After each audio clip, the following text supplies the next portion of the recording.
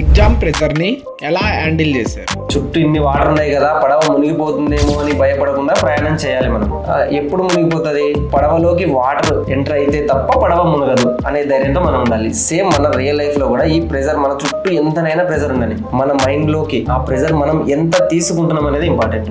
మన మైండ్ లోకి ఆ ప్రెషర్ రిసీవ్ అయిందంటే మనకి భయం స్టార్ట్ అయిపోతుంది సార్.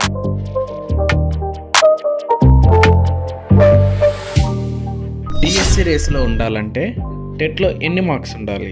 నాకు 150 ఉన్నాయి, నాకు 20కి 20 యాడ్ అయినాయి కాబట్టి నాకు జాబ్ వచ్చింది. టెట్ మార్కులు నన్ను డిసైడ్ చేసినాయి. కానీ ఎక్కువ శాతం మందికి టెట్ అన్ని మార్క్స్ లేవు, మంచిగా ఉన్నాయి. వాళ్ళ టెట్ మార్కులు గమనిస్తే 110 మార్కులు ఉన్నాయి.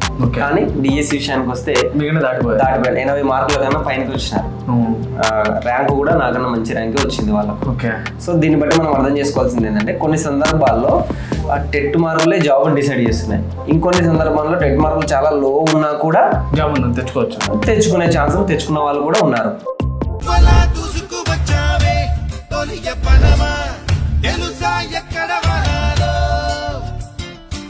హాయ్, నా పేరు యోగేంద్ర. ఒక్క సబ్స్క్రైబ్ చేసి మా ఛానల్ని అయితే సపోర్ట్ చేయండి. ఒక్క లైక్ చేస్తే ఈ వీడియోస్ చాలా బూస్ట్ అయ్యి వైరల్ అవుతాయండి. ఒక్క షేర్ చేస్తే మా ఛానల్కి చాలా హెల్ప్ఫుల్గా ఉంటుంది. మీరు మాకు ఇచ్చే గిఫ్ట్ అండి అది. ఈ వీడియో ఏంటంటే సార్కి టెట్లో 150 వచ్చాయి. ప్రజెంట్ టెట్ జరుగుతున్న సందర్భంగా సారు విలువైన సూచనలు ఇందులో ఇస్తే మీకు కూడా చాలా ఉపయోగపడతాయనే ఉద్దేశంతో ఈ వీడియో క్రియేట్ చేయబడింది. టెట్కి సంబంధించి టోటల్ మొత్తం అంతా ఈ వీడియోలో కవర్ చేసామండి. సో వీడియో అయితే చాలా బాగుంటుంది. వీడియో లోపలికి వెళ్ళిపోదాం. సో ఒక మంచి వీడియోని, ఓన్లీ టెట్కి సంబంధించిన వీడియో. టెట్లో ద బెస్ట్ మార్క్స్ని తీసుకోవడానికి బోత్ ఎడ్జిట్ అండ్ స్కూల్ స్టూడెంట్కి సంబంధించి సార్తో మాట్లాడి సార్ సలహాలు అయితే మనమైతే తీసుకుందాం అనుకుంటున్నామండి. సార్ మీ పేరు? సార్ నా పేరు కే మధుబాబు సార్. ఎడ్జిట్లో టెట్లో ఎన్ని మార్క్స్? నాకు ఎస్జిటిలో 146 మార్క్స్ ఉన్నాయి సార్ టెట్లో. ఓకే, స్కూల్ అసిస్టెంట్ మ్యాథ్స్ కదా సార్ మీరు? అవును సార్. సార్ స్కూల్ అసిస్టెంట్ మ్యాథ్స్లో మీకు టెట్లో ఎన్ని మార్క్స్ ఉన్నాయి? స్కూల్ అసిస్టెంట్ మ్యాథ్స్లో నాకు టెట్లో 150 అవుట్ ఆఫ్ 150 ఉన్నాయి సార్. సార్ ఇప్పుడు ప్రజెంట్ అయితే టెట్కు చాలా మంది ప్రిపేర్ అవుతున్నారు. మీ విలువైన సలహాలు ఇస్తారని ఆశిస్తున్నాం సార్. ఖచ్చితంగా సార్. సార్ ఎస్ఏ మ్యాథ్స్లో మంచి మార్క్స్ తెచ్చుకోవడానికి మీ బలం అంటే ఏం చెప్తారు సార్? ప్రతి ఒక్కరికి బలాలు బలహీనతలు ఉంటాయి. ఏదో ఒక సబ్జెక్ట్ మీద మంచి పట్టు ఉంటుంది, కొందరికేమో అంత పట్టు ఉండదు, కొన్ని సబ్జెక్టులు ఏమో అంత పట్టు ఉండదు. అట్లే నాకు కూడా సోషల్ సబ్జెక్ట్ అనేది, నేను ఎస్జిటి ప్రిపరేషన్లో ఉన్నాను కాబట్టి ఇన్ని రోజులు నాకు సోషల్ సబ్జెక్ట్ అనేది బలహీనత సార్ నాకు. సో ఎస్ఏ మ్యాథ్స్ విషయానికి వచ్చేసరికి సోషల్ సబ్జెక్ట్ ఉండకపోవడమే నాకు అసలైన బలం. ఓకే, నా బలహీనత సిలబస్లో లేదు. సో అదే నాకు బలం. ఎస్జిటి విషయానికి వచ్చేసరికి సోషల్ ఉండేది కాబట్టి కొంచెం అది ఇబ్బంది పెట్టేది. కానీ ఎస్సీలో సోషల్ లేకపోవడము, మిగిలిన సబ్జెక్టులు అన్నింటిలో నాకు మంచి పట్టు ఉంది సార్. సో అందుకు నేను 150 అన్ని సబ్జెక్టులు 5 సబ్జెక్టులు ఉంటే 5 సబ్జెక్టులు మంచి పట్టు ఉండడం వల్ల 150 సాధించాను. ఇంకోటి ఏంటంటే సార్, నా బలం ఏంటంటే ఎగ్జామ్ ప్రజెంటేషన్ నా బలం సార్. నేను ఎక్కువ ఎగ్జామ్స్ రాయడం వల్ల ఎగ్జామ్ ప్రజెంటేషన్ చాలా ఈజీగా చేసేస్తాను, చాలా లాజికల్గా ఆలోచించి చేస్తాను. ఈ ఎగ్జామ్ ప్రజెంటేషన్ ఎట్లా చేయాలి ఏందనేది నా మెయిన్ సక్సెస్ స్టోరీ వీడియోలో చెప్పాను సార్. దాదాపు 10 minutes చెప్పాను ఎట్లా ఏందనేది, ఎగ్జామ్ ప్రజెంటేషన్ ఎట్లా ఉండాలి, ఎట్లా మనం ఆన్సర్ వైపు తెలియని బిట్స్ కూడా ఆన్సర్ వైపు ఎట్లా ఆలోచించగలగాలనేది దాదాపు 10 minutes సక్సెస్ స్టోరీలో చెప్పాను. సో అందులో చూసి సార్ చాలా మంది ఏమంటారంటే డిఎస్సికి రేస్లో ఉండాలంటే టెట్లో ఎన్ని మార్క్స్ ఉంటే జాబ్ వస్తుందని అనుకుంటారు సార్. దీని మీద మీ అభిప్రాయం ఏంటి సార్? టెట్ మార్కుల విషయానికి వస్తే నాకు 150 వరకు తెచ్చుకోవడానికి ఛాన్స్ ఉంది కాబట్టి 150 మార్కులు తెచ్చుకోవడానికి ట్రై చేశాను సార్ నేను. అలాగే ఒక్కొక్కరికి ఒక మార్కులు ఉంటాయి. కొంతమంది 90 ఉంటాయి, 100 ఉంటాయి, 110 ఉంటాయి, 140 ఉన్న వాళ్ళు కూడా ఉంటారు. నాకు 140 మార్కులు ఉన్నాయి కదా, ఎందుకు లేని వదిలేయకూడదు సార్. పేపర్ 1లో అయితే ముఖ్యంగా ఎంతవరకు స్కోప్ ఉంటే కనీసం ప్రతి టెట్కి 1 మార్కు పెంచుకున్నా కూడా అది ఖచ్చితంగా డిఎస్సిలో ఉపయోగపడుతుంది. ర్యాంకుని తారుమారు చేస్తాయి సార్. ఇది ఎస్జిటి విషయంలో టెట్ మార్కులు టాప్ మీకు ఎంత చేతనైతే అంత పెంచుకోవడానికి ట్రై చేయాలి సార్. ఇంకా ఎస్సీ విషయానికి వస్తే టెట్ స్కోరు నాకంటే 90, 100 ఉన్న వాళ్ళు కూడా మెరిట్ లిస్ట్లో డిఎస్సి విషయంలో నన్ను క్రాస్ చేసి నా పైన ర్యాంకులు తెచ్చుకున్నారు సార్. సో ఎందుకంటే దీనికి కారణం ఏంటంటే సిలబస్ పూర్తిగా పేపర్ 2 విషయానికి వచ్చేసరికి టెట్ వేరు ఉంటుంది, డిఎస్సి వేరు ఉంటుంది. కానీ ఎస్జిటి విషయంలో అట్లా ఉండదు, దాదాపు సేమే ఉంటుంది కాబట్టి అట్లుంటుంది. సో పేపర్ 2లో అయితే నా విషయంలో సక్సెస్ అయింది. నా విషయంలో నాకు 150 ఉన్నాయి, నాకు 20కి 20 యాడ్ అయినాయి కాబట్టి నాకు జాబ్ వచ్చింది. టెట్ మార్కులు నన్ను డిసైడ్ చేసినాయి. కానీ ఎక్కువ శాతం మందికి పేపర్ 2లో టెట్ అన్ని మార్క్స్ లేవు. మీ ఫ్రెండ్స్ ఎట్లా సార్? మీకంటే ఎక్కువ వచ్చాయా? అవును సార్, ఖచ్చితంగా. కొంతమంది ఇప్పుడు ఎస్ఏ మ్యాథ్స్ నాకన్నా మంచి మార్కులు వచ్చిన వాళ్ళు మా ఫ్రెండ్సే ఉన్నాయి. వాళ్ళ టెట్ మార్కులు గమనిస్తే 110 మార్కులు ఉన్నాయి. కానీ డిఎస్సి విషయానికి వస్తే దాటిపోయారు. 80 మార్కుల కన్నా పైనకి వచ్చినారు. ర్యాంకు కూడా నాకన్నా మంచి ర్యాంకే వచ్చింది వాళ్ళకు. సో దీన్ని బట్టి మనం అర్థం చేసుకోవాల్సింది ఏంటంటే కొన్ని సందర్భాల్లో ఆ టెట్ మార్కులే జాబ్ డిసైడ్ చేస్తున్నాయి. ఇంకొన్ని సందర్భాల్లో టెట్ మార్కులు చాలా లో ఉన్నా కూడా జాబ్ తెచ్చుకునే ఛాన్సులు తెచ్చుకున్న వాళ్ళు కూడా ఉన్నారు. సో మనం ఒక ఒపీనియన్ రాకూడదు. మనకి ఎంత వీలుంటే మనకి ఎంత శాతనైతే అన్ని మార్కులు పెంచుకోవడానికి ట్రై చేయాలి సార్. సార్ టెట్కి చాలా తక్కువ టైం ఉంది. అవును సార్. ఇంత షార్ట్ అండ్ టైంలో విపరీతమైన ప్రెజర్ ఉంది. ఎందుకంటే ఆల్రెడీ జాబులు మిస్ అయినాయి. అవును సార్. ప్రెజర్ ఉంటుంది. ఎట్లా ఓవర్కమ్ చేయాలి? ఎట్లా సార్ మీరు ఎలా చేశారు? మీ దాంట్లోవే కావచ్చు సార్. వాస్తవంగా ఈ ప్రెజర్ అందరిలో ఉంటుంది. సేమ్ ప్రెజర్ నేను ఫేస్ చేశాను, ఇంకా ఎక్కువగా ఫేస్ చేశాను. అది ఎలా అంటే మీకు చెప్తాను.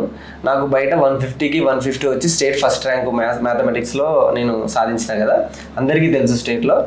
నేను ఎక్కడ చూసినా ఎక్కడ కలిసినా కూడా ఎవరైనా కానీ నీకేమో 150 ఉన్నాయి, ఖచ్చితంగా జాబ్ వస్తుంది నీకు, ఒకటి తీసి పెట్టినారు ఇట్లా. నాకన్నా బయట వాళ్ళ హోప్స్ ఎక్కువ ఉండేసరికి ఏమవుతుందంటే నాకు ఇంకా ప్రెజర్ ఎక్కువ అయ్యేది. ప్రెజర్గా ఫీల్ అయినా. ఎట్లా ఫీల్ అయినా అంటే ఇన్ కేస్ నేను రేపు జాబ్ రాకుండా వీళ్ళ ముందు కనిపిస్తే అరే వాడికి 150 మార్క్స్ వచ్చినాయి కానీ జాబ్ రాలేదు చూడని ఒక ఫెయిల్యూర్గా ఎగ్జాంపుల్గా తీసుకొని చెప్తారు సార్ నన్ను. ఏ కోచింగ్ సెంటర్లకు పోయినా కానీ 150 వచ్చిన వాళ్ళకి కూడా జాబులు రాలేదు అని ఎక్కడ చెప్తారో, ఒక ఫెయిల్యూర్గా ఎగ్జాంపుల్ ఎక్కడ చెప్తారో అనే ఫుల్ భయము, ఫుల్ ప్రెజర్ నాకు ఉండేది.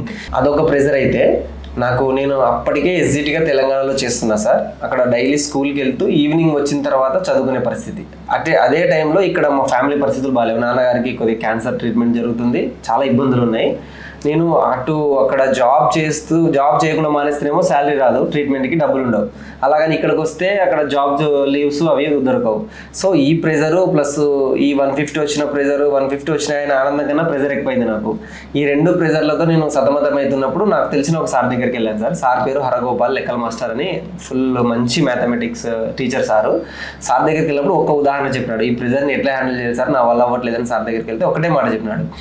చూడు చిన్న, సముద్రంలో పడవ వెళ్తుంటది, పడవ చాలా చిన్నది, సముద్రం మాత్రం ఎంత అంటే అంత చిక్కనిది. సేమ్ అంత చుట్టూ వాటర్ ఉన్నా కూడా పడవ మాత్రం మునగకుండా వెళ్ళిపోతూ ఉంటది. చుట్టూ ఇన్ని వాటర్ ఉన్నాయి కదా, పడవ మునిగిపోతుందేమో అని భయపడకుండా ప్రయాణం చేయాలి మనం. ఎప్పుడు మునిగిపోతుంది? పడవలోకి వాటర్ ఎంటర్ అయితే తప్ప పడవ మునగదు అనేది. చుట్టూ ఇన్ని వాటర్ ఉన్నాయి కదా, పడవ మునిగిపోతుందేమో అని భయపడకుండా ప్రయాణం చేయాలి మనం. ఎప్పుడు మునిగిపోతుంది? పడవలోకి వాటర్ ఎంటర్ అయితే తప్ప పడవ మునగదు అనే ధైర్యంతో మనం ఉండాలి. సేమ్ మన రియల్ లైఫ్లో కూడా ఈ ప్రెజర్, మన చుట్టూ ఎంతనైనా ప్రెజర్ ఉందని, మన మైండ్లోకి ఆ ప్రెజర్ మనం ఎంత తీసుకుంటున్నాం అనేది ఇంపార్టెంట్. మన మైండ్లోకి ఆ ప్రెజర్ రిసీవ్ అయిందంటే మనకి భయం స్టార్ట్ అయిపోతుంది సార్. సేమ్ పడవలోకి వాటర్ ఎంటర్ అయితే ఎట్లయితే మునిగిపోతుందో మన మైండ్లో కూడా ప్రెజర్ని, మనం సొసైటీలో ఎంతనైనా ప్రెజర్ ఉందని మన మైండ్లోకి ఎంత ఎక్కించుకుంటున్నాం అనేది ఇంపార్టెంట్ ప్రెజర్ని. సో మనం ఆ ప్రెజర్ని అట్లా హ్యాండిల్ చేసుకోవాలని ఎగ్జాంపుల్ చెప్పినా. నేను అప్పటి నుంచి అంటే ప్రెజర్ ఫ్రీగా ఫీల్ అవ్వాలి సార్. బయట ఎంతనైనా ఉండని, మనం ఏంది, మన ధైర్యం ఏందని మనం థింక్ చేసుకొని ఫ్రీగా ఉండాలని ట్రై చేయాలి. నాకు నేను పెట్టిన క్వశ్చన్స్ అయితే 143 క్వశ్చన్స్, 7 మార్క్స్ యాడ్ అయ్యాయి నాకు. సో అందరూ చాలా మంది 7 మార్క్స్ యాడ్ అయ్యాయి వానికి, సో వాని అదృష్టం కొద్దీ 7 మార్క్స్ యాడ్ అయినాయి కాబట్టి 150 వచ్చి ర్యాంక్ వచ్చింది అనే మాట్లాడతారు. కానీ అరే 143 బిట్స్ పెట్టినాడు వాడు ఎంత కష్టపడి ఉంటాడని ఎవరు ఎక్కువ మాట్లాడలేదు సార్ నా దగ్గరకు వచ్చినంత వరకు. ఆ 7 మార్క్స్ యాడ్ అయ్యేది పక్కన పెడితే 143 మార్క్స్ నేను నా కష్టార్జితం సార్, నేను కష్టపడి తెచ్చుకున్నాయి. ఓకే, ఇదే టెట్ మార్క్స్ రిజల్ట్ చూసినప్పుడు మా ఫ్రెండ్స్ అరే 150కి 150 ఇచ్చినాయి, నువ్వు మనిషా దయ్యమారా. అది పేపర్ 1లో 150 రావడం చూసాను సార్ ఇప్పటి వరకు. పేపర్ 2లో స్టేట్ మొత్తంలో నాకు ఒక్కనికి వచ్చాయి 150. వాళ్ళే కాదు చాలా మంది షాక్ అయినారు. పేపర్ 2లో 150 వచ్చినాయి, వాడు మనిషా దయ్యమారా, అసలు ఎట్లా చదివినాడు ఏంది అని, ఇట్లాంటివి కూడా ఉన్నాయి సార్. మొత్తానికి అయితే కష్టపడితేనే మార్క్స్ వస్తాయి సార్, ఊరికి అదృష్టం కొద్ది అయితే రావు. ఎస్ఏ మ్యాథ్స్ టెట్ కావచ్చు, ఇప్పుడు ఎస్జిటి టెట్కి రెండింటికి ప్రిపేర్ అయ్యారు. ఎస్జిటి టెట్లు కావచ్చు, ఎస్ఏ మ్యాథ్స్ టెట్లు కావచ్చు, ఒకటే చదువుకొని ఎస్జిటి టెట్కి చదువుకొని డైరెక్ట్ వెళ్ళిపోయారా? ఎస్ఏ మ్యాథ్స్కి సపరేట్గా చదువుకొని డిఫరెంట్ టాపిక్స్తో వెళ్ళారా? టెట్ విషయానికి వస్తే సార్, ఎస్జిటికి ఎస్ఏకి కొన్ని టాపిక్స్ తేడా ఉంటుంది. మనకు ఎస్జిటికి వచ్చేసి 8th వరకు చదివి 9th 10thలో ఆ రిలేటెడ్ టాపిక్స్ చదువుకుంటాం. కానీ ఎస్ఏ మ్యాథ్స్కి వచ్చేసరికి, టెట్ విషయానికి వచ్చేసరికి ఏమవుతుందంటే 10th క్లాస్ వరకు ప్రతి లెసన్, ప్రతి టాపిక్, ప్రతి పేజీ చదవాల్సిందే. ఓకే, 10th క్లాస్ వరకు ఈ టాపిక్ ఆ టాపిక్తో సంబంధం లేకుండా. ఫర్ ఎగ్జాంపుల్ నేను కొన్ని టాపిక్స్ చెప్తాను. ఇప్పుడు మనకు సమితులు ఉంది సార్, సమితులు లో క్లాసెస్లో లేదు. తర్వాత ట్రిగనామెట్రీ లో క్లాసెస్లో లేదు. తర్వాత వైశ్లేషిక రేఖాంగణితం టాపిక్ లో క్లాసెస్లో లేదు. ఈ 3 టాపిక్స్ ఇంకా కొన్ని ఉన్నాయి. ఈ 3 టాపిక్స్ కూడా ఏమైతుందంటే మనం ఎస్జిటికి చదవం సార్, ఓన్లీ ఎస్ఏ పర్పస్ చదువుతాం, పేపర్ 2 పర్పస్ మాత్రమే చదువుతాం. ఇలా మనం కొన్ని రిలేటెడ్ లేని టాపిక్స్ని స్కిప్ చేసుకుంటే ఎస్జిటికి సేఫ్. ఇంకా ఎస్ఏ విషయానికి వస్తే ఏది స్కిప్ చేయకుండా ప్రతిదీ 10th క్లాస్ వరకు ప్రతి టాపిక్ చదవాల్సిందే. ఓకే, మీరు ఎట్లా చదివారు? అవును సార్, నేను అట్లే చదివాను. ఫిజిక్స్ విషయానికి వస్తే మూలకాల వర్గీకరణ, కార్బన్ దాని సమ్మేళనాలు, తర్వాత అనువంశికత, బయాలజీలో అనువంశికత అనే టాపిక్, ఇవి పూర్తిగా రిలేటెడ్ లేని సబ్జెక్ట్ సార్. ఇవి ఎస్జిటికి అవసరం లేనివి. లేదు మనకు పూర్తిగా కొంచెం కూడా రిస్క్ తీసుకోకూడదు. కొన్ని సందర్భాల్లో ఏమైందంటే ఇలాంటి టాపిక్స్ నుంచి ఒక్కొక్క బిట్టు పడిన అవకాశాలు కూడా ఉన్నాయి సార్. అనువంశికత అనే పాఠం నుంచి కూడా బిట్టు పడిన ఎస్జిటి విషయంలో. కాబట్టి మనం రిస్క్ తీసుకోకూడదు. నా సిలబస్ మొత్తం పూర్తిగా 90% అయిపోయింది అలాంటప్పుడు ఏ టాపిక్ వదలకుండా చదవడమే మంచిది. లేదు నాకు సిలబస్ చాలా ఉందన్నప్పుడు ఇలాంటి టాపిక్స్ స్కిప్ చేసుకొని మిగిలిన టాపిక్స్ చదువుకోవడం ఉత్తమం సార్. అవునులేండి. తెలుగు సబ్జెక్టు ఎస్జిటికి ఎట్లా ప్రిపేర్ అవ్వాలి, స్కూల్ అసిస్టెంట్కి ఎట్లా ప్రిపేర్ అవ్వాలి, మీరు ఎలా చేశారు సార్? ఎస్జిటికి అయితే ఓన్లీ మనం 8th వరకు చదువుకుంటాం సార్. 8th వరకు చదివి 9th 10th అంత అవసరం లేదు టెట్ వరకు అయితే. కానీ ఇప్పుడున్న సిలబస్ అంటే ఇప్పుడు జరిగిన ఎగ్జామ్స్లో గమనిస్తే 9th 10thలో కూడా 1-2 బిట్లు పడిన అవకాశాలు ఉన్నాయి. ఫస్ట్ సార్ మేజర్గా పేపర్ 1 వాళ్ళు 8th క్లాస్ వరకు పూర్తిగా కంప్లీట్ అయింది అనుకున్న తర్వాత 9th 10th టచ్ చేయడం మంచిది. లేదు నాది అసలు ఇంకా చాలా తక్కువ టైం ఉంది కాబట్టి నాది అసలు అవ్వలేదు అని అనుకున్న వాళ్ళు 8th వరకు టార్గెట్ పెట్టుకొని చదవండి. 80% అందులోనే వస్తాయి పేపర్ 1 విషయంలో. ఇంకా మిగతావి 1-2 బిట్లు పడే అవకాశం కూడా ఉంది. పేపర్ 2 విషయానికి వస్తే కొద్దిగా దీనికి రివర్స్ ఉంటుంది సార్. పేపర్ 2 విషయానికి వస్తే 9th 10thలో 8th 9th 10thలో ఎక్కువ బిట్స్ పడే అవకాశం ఉంది, లో క్లాస్లో తక్కువ బిట్స్ పడే అవకాశం ఉంది. ఇంకా పేపర్ 2 విషయానికి వస్తే తెలుగు ప్రిపేర్ అయ్యే వాళ్ళకు నేను ఇచ్చే సలహా ఏంటంటే ఆ టాపిక్ ఈ టాపిక్తో సంబంధం లేదు. టెక్స్ట్ బుక్ 10th క్లాస్ వరకు ఉన్న టెక్స్ట్ బుక్లోని ప్రతి పదము, పాఠంలో ఉన్న ప్రతి పదానికి కూడా అర్థం తెలుసుకోవాలి. పాఠంలో ఉన్న ప్రతి పదానికి ఏదైనా సంధి వస్తుందంటే ఆ సంధి మనమే ఊహించి ఏ సంధి అయి ఉండొచ్చు అని ఊహించుకొని మనమే దాన్ని క్రియేట్ చేసుకోవాలి. ఏదైనా సమాసం వస్తుందంటే ఓకే ఇందులో ఈ సమాసం దాగి ఉంది అని కూడా మనమే ప్రతి పదాన్ని అనలైజ్ చేసుకుంటూ చదివితే ఫుల్ స్కోర్ చేయొచ్చు సార్ తెలుగు విషయంలో. ఇంకో విషయం ఏంటంటే సార్, తెలుగు లాంగ్వేజ్ విషయానికి వచ్చేసి తెలుగు కానీ ఇంగ్లీష్ కానీ పేపర్ 2లో మెథడాలజీ ఉండదు, ఓన్లీ 30 మార్కులు కంటెంటే ఉంటుంది. కాబట్టి ఇంకా మంచి ఛాన్స్ ఏంటంటే పేపర్ 2 వాళ్ళకి ఫుల్ స్కోర్ చేసే అవకాశం ఉంటుంది. మెథడాలజీలో ఎవరికైనా కొద్దిగా కష్టంగా ఫీల్ అవుతారు, అటు ఇటు 1-2 బిట్లు ఎంత చదివినా పోయే అవకాశాలు ఉంటాయి. కానీ కంటెంట్ విషయానికి వస్తే టెక్స్ట్ బుక్లోనే ఉంటాయి కాబట్టి మనం ఫుల్ఫిల్గా చదువుకున్నామంటే 30కి 30 పెట్టే అవకాశాలు చాలా ఎక్కువ ఉంటాయి పేపర్ 2 వాళ్ళకు. ఈ తెలుగు ఇంగ్లీష్ విషయానికి వస్తే ఇంగ్లీష్ కూడా అంతే సార్. ఇంగ్లీష్ మెథడాలజీ ఉండదు, కేవలం కంటెంట్ మాత్రమే, గ్రామర్ మాత్రమే ఉంటుంది కాబట్టి దాంట్లో కూడా ఫుల్ స్కోర్ చేసే అవకాశం ఉంది. సార్ ఇంగ్లీష్ ఎట్లా చదవాలి? సేమ్ సార్, ఇంగ్లీష్ విషయానికి వస్తే మనము నేనైతే చేసింది ఏంటంటే ఇంగ్లీష్ విషయంలో టెక్స్ట్ బుక్స్ చదవలేదు సార్ సపరేట్గా. ఎందుకంటే టెక్స్ట్ బుక్స్లో గ్రామర్ అక్కడ కొంచెం ఇక్కడ కొంచెం అక్కడ కొంచెం ఉంటుంది, దాన్ని మనం అంతా గ్యాదర్ చేసుకొని ఒక చోట చేసుకొని చదవడం అనేది ఈ షార్ట్ టైంలో చాలా కష్టంతో కూడుకున్న పని. ఇంకా బయట చాలా మెటీరియల్స్ ఉన్నాయి, ఏదో ఒక మంచి మెటీరియల్ చూస్ చేసుకొని ఇంకా ఆన్లైన్లో కూడా క్లాసెస్ దొరుకుతున్నాయి, ఎవరి ఇష్టం వాళ్ళది. యూట్యూబ్లో కూడా చాలా ఫ్రీ క్లాసెస్ ఉన్నాయి.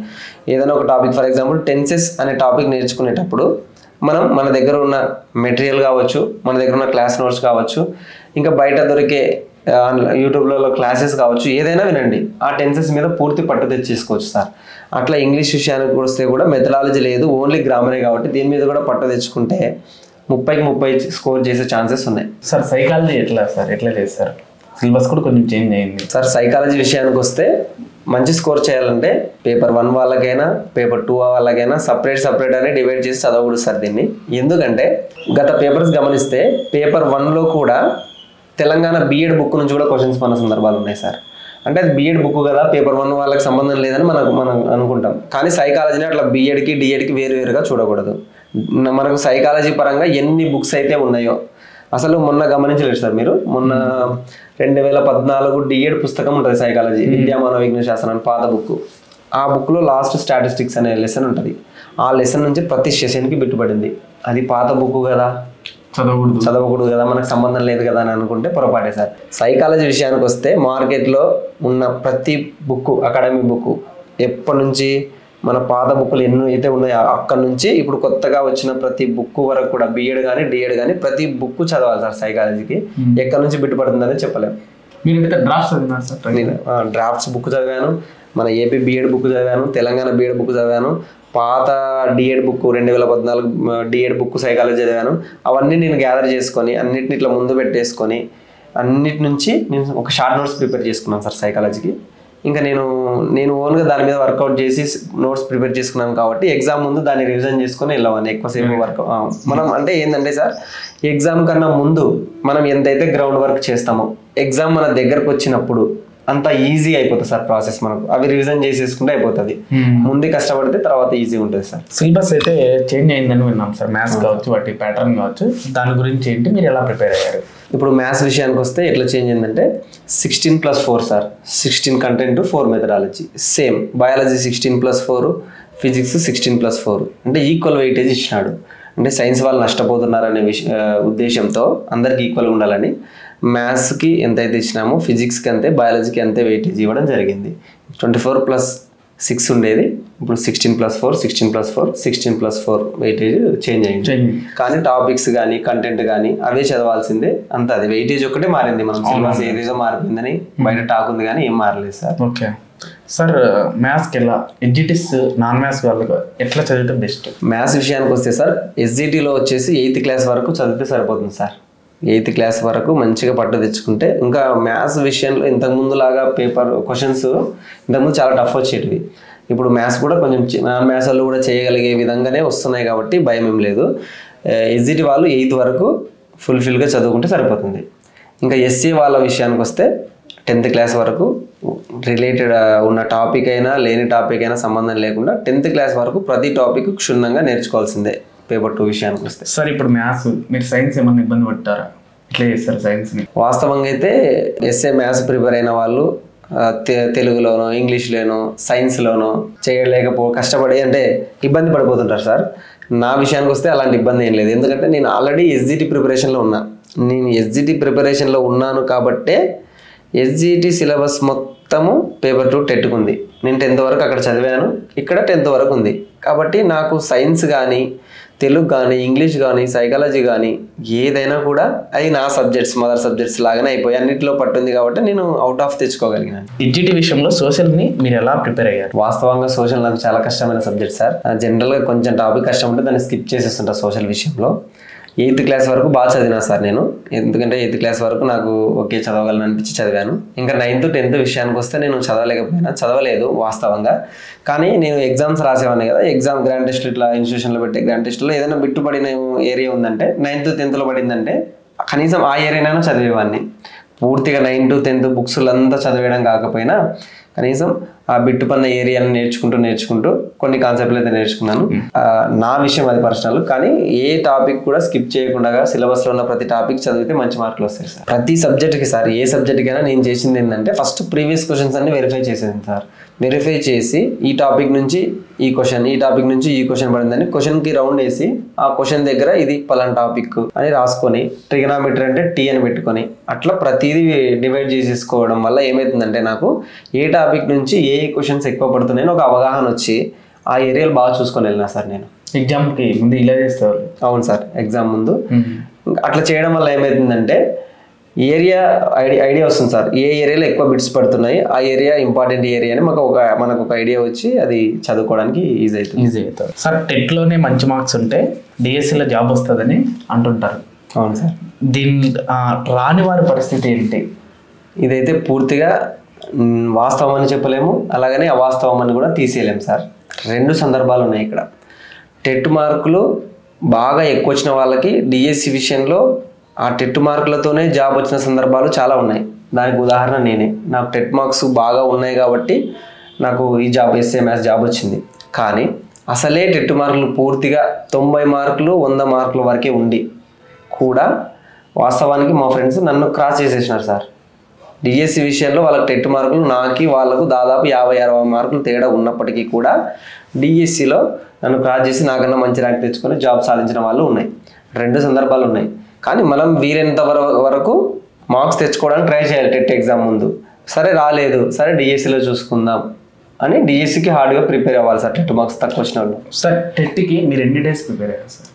సార్ వాస్తవంగా టెట్కి నేను ఎగ్జాక్ట్గా అంటే 30 రోజులు ప్రిపేర్ అయినా సార్. అంటే నోటిఫికేషన్ వచ్చిన తర్వాత అంతవరకు అంటే 30 రోజులు ప్రిపేర్ అయినా అంటే అంతవరకు ఎస్జిటి ప్రిపరేషన్లో ఉన్నా. ఎస్ఏ టెట్ ప్రిపేర్ అయ్యింది మాత్రం 30 days. సార్ రోజుకి ఎన్ని గంటలు? ఇదైతే రోజుకి ఎన్ని గంటలు చదివామన్నది నేను అస్సలు కన్సిడర్ చేయను సార్. నేను చదివేది రోజు 3-4 hours చదువుతాను సార్. 3-4 hours చదివినా కూడా ఇంకా ఎంత బాగా చదువుతానంటే నాకు ఇంకా వేరే థాట్ ఉండదు, పూర్తిగా చదువులో నిమగ్నం అయిపోతాను. ఆ 3-4 hours చదివింది ఒక్కసారి చదివినది కూడా ప్రశాంతంగా అర్థం చేసుకొని మైండ్కి ఎక్కించుకుంటాను. ఇంకా మళ్ళీ చదివే అవసరం రాదేమో అంత బాగా అర్థం చేసేసుకొని చదివేది సార్ ఒకసారి. సార్ ఎగ్జామ్ ప్రెజెంటేషన్ అనేది ఎలా ఉండాలి? అసలు మనం ప్రిపరేషన్లో ఇది చాలా కీలకం సార్. ఎన్ని సంవత్సరాలు చదివినా కూడా ఎగ్జామ్ ప్రజెంటేషన్ ఆ 3 hours మన లైఫ్ని డిసైడ్ చేస్తుంది. మనం ఏం చేస్తామంటే ఎంతసేపు ప్రిపరేషన్ మీదనే ఫోకస్ చేస్తాం. అరే మనకు ఎగ్జామే లైఫ్ ఇచ్చేది అని ఆలోచించాం. అందుకే మనం ఏం చేయాలంటే మన ప్రిపరేషన్లను ముందే మన ఇన్స్టిట్యూషన్లో కానీ ఎక్కడైనా కానీ పెట్టే గ్రాండ్ టెస్ట్లు ఎక్కడ దొరికితే అక్కడ ఎగ్జామ్స్ బాగా రాయాలి సార్. మనం ఎగ్జామ్స్ ఎంత రాస్తే మెయిన్ ఎగ్జామ్ దగ్గరకు వచ్చేసరికి మనకు అంత ప్రెజర్ తగ్గుతుంది. ఇంకొకటి ఎగ్జామ్ ప్రజెంటేషన్లో మనకు తెలియని బిట్లు ఉంటాయి సార్. ఉదాహరణకు నాదే చెప్తాను. నేను ఫస్ట్ బిట్ నుంచి లాస్ట్ వరకు చేసే అలవాటు ఉంది నాకు. ఎస్ఏ మ్యాథ్స్లో ఫస్ట్ బిట్ ఓపెన్ చేయగానే ఒక ఐసీటీకి సంబంధించిన బిట్ వచ్చింది, అబ్రివేషను. వాస్తవంగా నేను చిన్న బిట్టే చదువుకొని పోలే, అసలు రాదు, చాలా భయపడిపోయినా. అబ్బా రాలేదు, ఫస్ట్ బిట్టే రాకపోయేసరికి చాలా ప్రెజర్ అనిపిస్తుంది కదా. సరే ఏమైంది చూద్దామని చెప్పేసి లాస్ట్ 150 బిట్ ఓపెన్ చేసిన. దరిద్రానికి అది కూడా రాలే నాకు. ట్విస్ట్ ఏంటంటే ఇది ఫస్ట్ క్వశ్చన్ రాలే, 150 క్వశ్చన్ రాలే, ఇంకా పేపర్ టఫ్ వచ్చింటదేమో అని నేను భయపడి అప్పుడే ఫంక్ అయింటే మిగిలిన 148 క్వశ్చన్లు సరిగా చేయలేకపోతుంటుంది. వెంటనే ఓహో ఈ 2 మాత్రమే టఫ్ ఉంటాయిలే, మధ్యలో ఉన్న క్వశ్చన్స్ బాగానే ఉంటాయని పాజిటివిటీతో మధ్య నుంచి స్టార్ట్ చేసిన సార్. మిగిలిన 148 క్వశ్చన్లు ఎక్సలెంట్గా ప్రజెంటేషన్ చేసిన. చివరికి ఈ 2 క్వశ్చన్లు రాంగ్ పోయినాయి. ఒకవేళ ఆ 2 క్వశ్చన్ల దగ్గర ఆగిపోయింటే నాకు ఇన్ని మార్క్స్ వచ్చేది కాదు. అందుకే మనకు రాని బిడ్డను చూసి భయపడొద్దు, అదొకటే రాదు మనకు అని ముందుకెళ్ళాలి. అంతేలేండి. అట్లా పాజిటివ్నెస్తో ముందుకెళ్తే మంచిగా ప్రజెంట్ చేస్తుంది sir. Sir present TET exam రాసే వారికి మీరు ఏం సలహా ఇస్తారు? సార్ ప్రజెంట్ టెట్ రాసే వాళ్ళకి బయట అయితే చాలా ప్రెజర్ ఉంది, ఎందుకంటే చాలా తక్కువ టైం ఉంది, చాలా తక్కువ టైం ఇచ్చారు, అనుకోకుండా నోటిఫికేషన్ వచ్చింది కాబట్టి. దీంట్లో 2 కేటగిరీలు ఉంటారు సార్. ఒకరు పూర్తిగా మనమే 90% సిలబస్ అయిపోయింది, ఇంకా టెట్లో కూడా మార్క్స్ ఉన్నాయి అనుకున్న వాళ్ళు ఉంటారు. అలాంటి వాళ్ళు 100% ఎఫర్ట్ పెట్టాలి సార్, ర్యాంకుకి ట్రై చేయాలి, 150 ఖచ్చితంగా ట్రై చేయాలి. అలా కాకుండా మాది సగమే సిలబస్ అయిపోయింది, ఇంకా చదివేది చాలా ఉంది అనుకున్న వాళ్ళు సిలబస్ బాగా అబ్జర్వ్ చేసి సిలబస్ బౌండరీలోనే చదవాలి సార్, ఎక్స్ట్రా ఏం చదవద్దు.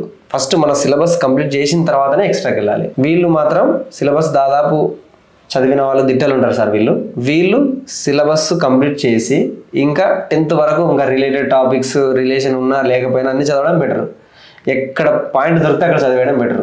అలాంటి అవి ఆ 1-2 బిట్లు ర్యాంక్ డిసైడ్ చేస్తాయి. వీళ్ళు ర్యాంక్ తెచ్చుకోవాలంటే అట్లా 100కి 100% ప్రజెంటేషన్ 100% ప్రిపరేషన్ ఉంటేనే అవుతుంది. ఇట్లా ప్రిపేర్ అవ్వాలి సార్. ఓకే సార్, వీళ్ళు టెట్కి ప్రిపేర్ అయ్యే వాళ్ళకి అందరికీ మంచి మార్క్స్ రావాలని మనస్ఫూర్తిగా కోరుకుంటున్నాను.